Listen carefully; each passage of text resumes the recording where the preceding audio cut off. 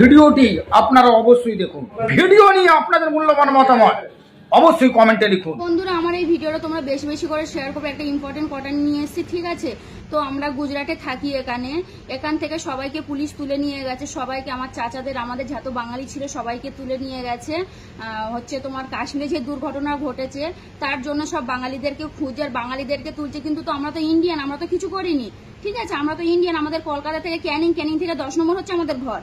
আমরা তো বাইরের দেশের লোক না, আমরা হচ্ছে ইন্ডিয়ান। তো আমার চাচাদের এখান থেকে তুলে নিয়ে গেছে, আমরা সব প্রমাণপত্র দিয়েছি, তাবু হচ্ছে ছাড়ছে না কাউকে, ঠিক আছে? অনেকজনকে তুলে নিয়ে গেছে, আমার চাচা, ভাইরা, মামাতো ভাইরা সবাইকে তুলে নিয়ে গেছে। তো আমরা সব প্রমাণপত্র দিয়েছি, লাইট বিল দিয়েছি, আধার কার্ড দিয়েছি, তোমার হচ্ছে কিনা আইডেন্টি কার্ড দিয়েছি, তাবু ছাড়ছে না।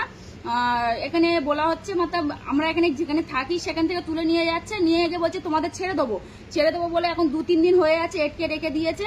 তো তোমরা প্লিজ বেশি বেশি করে এই ভিডিওটা শেয়ার করবে, যাতে সবার কাছে পৌঁছাতে পারে, সবাই যাতে জানতে পারে যে কি হচ্ছে না হচ্ছে আর আমরা কোথায় এসে ফেসে আছি সেটা তোমরা ভালো করে। আমরা বিদেশে এসেছি খাটতে, ঠিক আছে?